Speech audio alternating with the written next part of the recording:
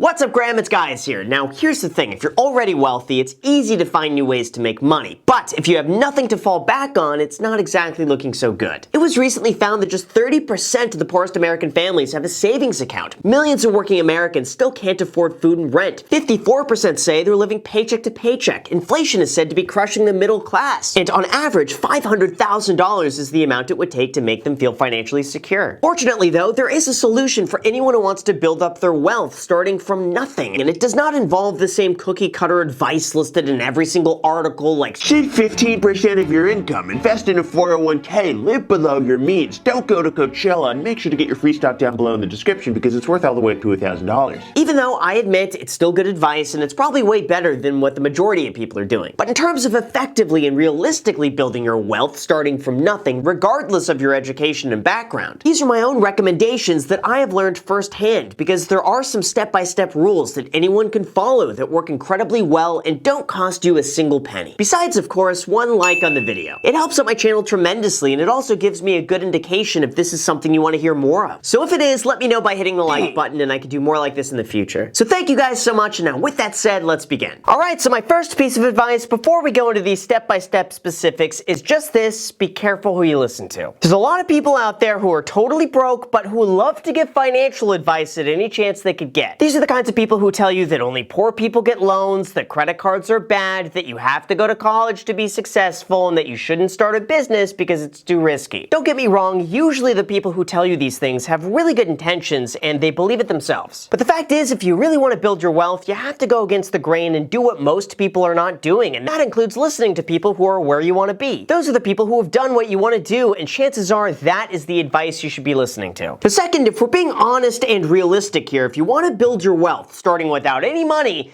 you're gonna have to actually go and make some money. Someone had to say it. And most likely, if your goal is to build up your wealth as fast as possible, you're not gonna be doing that through a traditional job, unless that job pays you some exorbitant amount of money or you're really good at poker. So instead, my recommendation is this: pick a career or a business that's not dependent on how many hours you work. If you ignore the rest of the video, but you just focus on one point, let it be this, because it's important. Anytime you work a career that pays you hourly, most of the time you will plateau rather quickly. There's just so many hours you could work in a day before eventually you max yourself out, and when you reach that point, you've hit a ceiling. But by working any job that pays based on results, your income has the potential to skyrocket because now hours no longer make a difference. Personally, I think sales is one of the most underrated careers out there. It's usually a stepping stone to making more money. It'll teach you everything you need to know about time management and customer service, and it could provide the funding for almost anything you want to do later on. Now, if you're not the type who wants to go into sales and you want something a little bit more stable and consistent, but you still want to make more money, just consider this. Employees that stay in their companies longer than 2 years get paid an average of 50% less. So in the interim, consider switching careers, leveraging your skills and using that as a way to make more money. Especially now when so many businesses are experiencing a shortage of talent and are willing to pay anything they can to find the right person. But overall, I would say that most people you hear about who built up a crazy amount of wealth rather quickly starting from nothing did so by starting a business. They saw an unfulfilled niche and they created a solution to a problem. Or they saw an existing business doing well, but they found a way to do it even better. Learning how to do this is not expensive either, and pretty much everything you need to know is already on YouTube for free. And learning how to be self-sufficient enough to find your own answers is going to be an important part to building your wealth long term. But now that we have some of that self-help jargon out of the way, here are some of the best step-by-step steps that you could use to build your wealth starting from nothing. And that would be, third, get in the habit of investing everything immediately. Like, just get this, the average 25 to 34-year-old millennial spends over $2,000 a year at coffee shops, and 41% admit to spending more money on coffee than they do on their own retirement, and that's gotta stop right now. That's because the more time you allow for your money to grow, the more money you will have. You know, someone should turn that into a t-shirt. Now here's the thing, to me, it doesn't exactly matter how much money you're investing right now, but instead how well you maintain and sustain those habits once you actually do start making a lot of money. For example, keep in mind that $1 invested at the age of 20 years old at a 7% return is going to be worth $21 $21 by the age of 65. But if you wait and invest that very same $1 at the age of 30 instead, you'll only have $10.68 at the age of 65. And if you wait even longer at 40 years old, you'll only have $5.48. That means your money is worth twice as much invested today as it is 10 years from now. When I first learned about that concept when I was 18 years old, it changed everything. All of a sudden, that rewired my brain to see every expense as taking away from what it could be in the future. And so I made the choice to consistently invest everything, even though in the short term, I cut out all of my discretionary spending. Then, in addition to that, you should also open up a Roth IRA as soon as possible and contribute to it. This is a retirement account that you can invest money into, and then all of the profit you make is completely tax-free after the age of 59 and a half. Which means if you invested that $1 at 20 years old and now it's worth $21 at the age of 65, you're not going to pay any tax by the time you cash out, leaving you with a lot more money left over for Lamborghinis and yachts. Now, for anyone who wants to build their wealth from nothing, this is especially good for two reasons. First, you're probably not making a lot of money right now, so you're already in a really low tax bracket, and that means you'll have more money left over with to go and invest. And second, the sooner you start, the longer your money is going to have a chance to grow, which gives you more money in the long term. It's as simple as that. Now, in terms of how much you should be saving, the realistic answer is as much as you possibly can. Even though some financial advisors say you gotta save 10% of your income, someone has to say it, but that's just not enough. Just consider this. If you invest 10% of your income starting at the age of 20 years old, it'll take you about 51 years of doing that to accumulate enough money for your investments to replace your income. If you bump that up to 30%, it'll take you 28 years, and if you manage to save 50% of your income, you could literally retire in 17 years while your investments earn enough to sustain your lifestyle indefinitely. That's why getting in the habit of saving as much money as possible as soon as possible is going to help you build your wealth as fast as possible. Even if you're not making a lot of money up front, just start, because it's going to be a lot easier to maintain once you do actually start making more money. Then once you've done all of that, here's the secret sauce. Number 4, create multiple sources of income. Now this one is so important that the IRS actually published their research on high income tax returns to study the distribution of economic well-being. Or in other words, they wanted to know why some people made more money than others. And what they found is that generally the more income streams you have, the more income you tend to make. So when you see that 65% of millionaires have 3 or more sources of income, I would take that into consideration and do your best to diversify as much as you can. Now, if you're curious which income streams are the most common for millionaires mentioned in the study, the main income source was derived from a job or earned income from a paycheck. This is where almost everybody starts off, and it's the equivalent of you working a normal 9-to-5 job or being paid a salary or working on commission as the main source of income. For most people, this is the cash cow that makes everything else possible and funds the remaining income sources like number 2,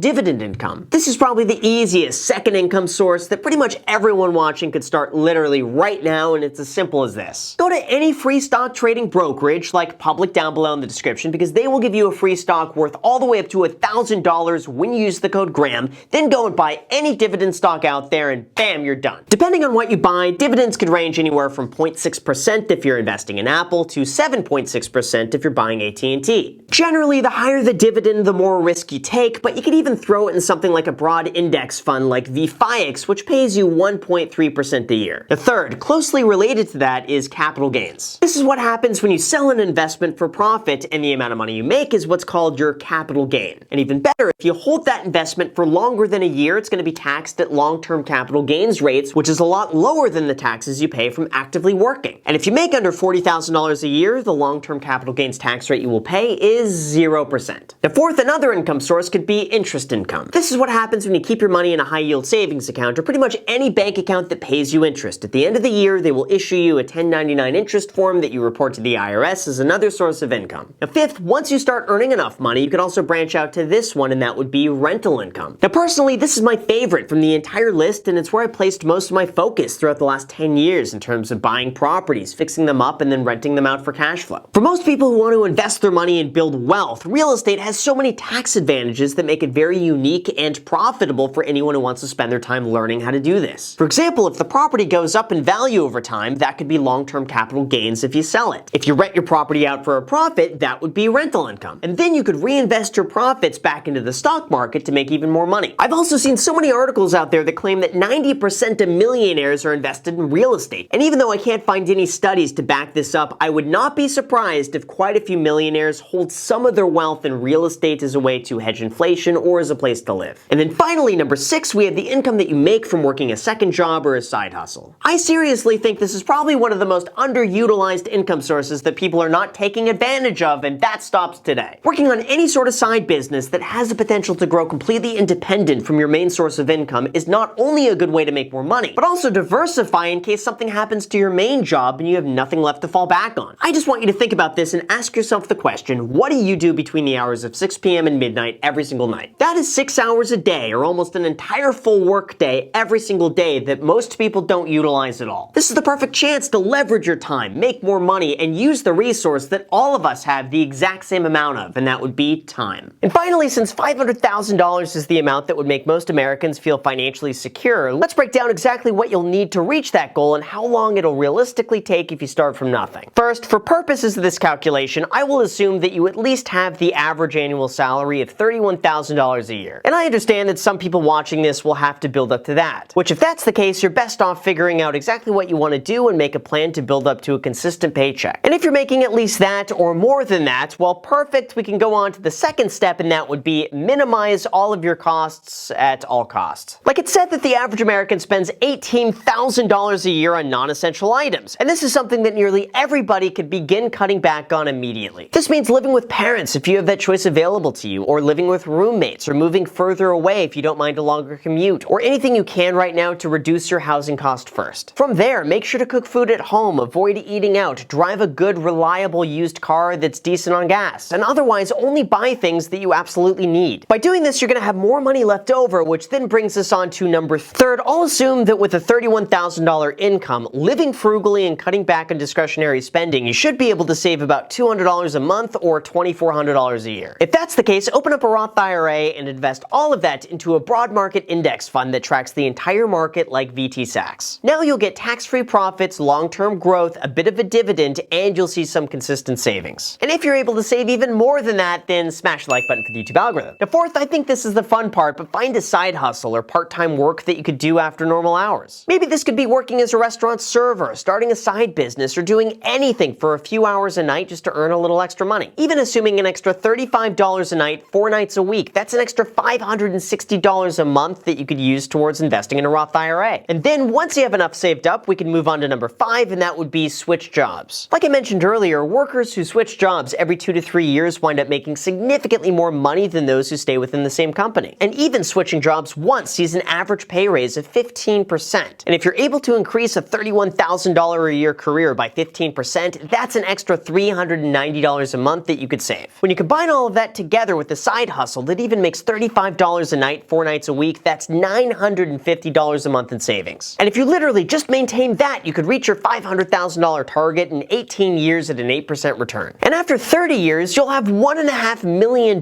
which is basically your entire retirement. And that's all assuming you do nothing else except for that. But number 6, realistically, you're not just going to stop there. There's nothing that says you can't switch jobs every 2 to 3 years to end up making significantly more. So by year 3 or 4, you should be able to leverage that $31,000 career into something that earns $46,500 a year. And if you choose to further save that difference, that's an extra $10,000 a year that you could invest. Apply that to the existing $950 a month that you were already saving under this example, and now that gives you $1,750 a month that you could use towards building your wealth. And doing that would allow you to reach more than $500,000 in 13 years. That also doesn't include your side hustle income increasing at all, of which would more than likely take the time frame below 10 years just by being able to save an extra $580 a month. But one of the most difficult parts to maintain throughout all of this is what's known as lifestyle inflation. This is what happens when you're making $40,000 a year, you're saving some money, there's no complaints, but then you start making $60,000 a year. So you reward yourself with maybe a slightly nicer apartment or a slightly newer car, or you start eating out a little bit more often. Not a huge difference here, nothing crazy. But then you start making $90,000 a year, and all of a sudden your current place isn't as nice as it once was. So you upgrade your apartment to a higher floor and you get an even nicer car. But then a year later you're making $150,000 a year and your apartment seems a bit meh, so you go and upgrade to a house. Your car isn't as nice, parked next to all the other BMWs and Mercedes, so you get something nicer. Now you could actually start to travel. But the funny thing that happens with so many people is that they wind up saving the exact same dollar amount, earning $150,000 a year as they were when they were making $40,000 a year, despite now making 4 times more. That is what we call lifestyle inflation. In fact, a recent study even found that 44% of millennials earning above $100,000 were living paycheck to paycheck. And without going through all all of their expenses line by line, I can pretty much guarantee that's mainly because of lifestyle inflation. The only way to overcome this is that if you make more money, keep your expenses the exact same, don't change a single thing, and invest the difference immediately. Or you could do what I do, which is just work so much that you don't even have time to spend your money. Haha,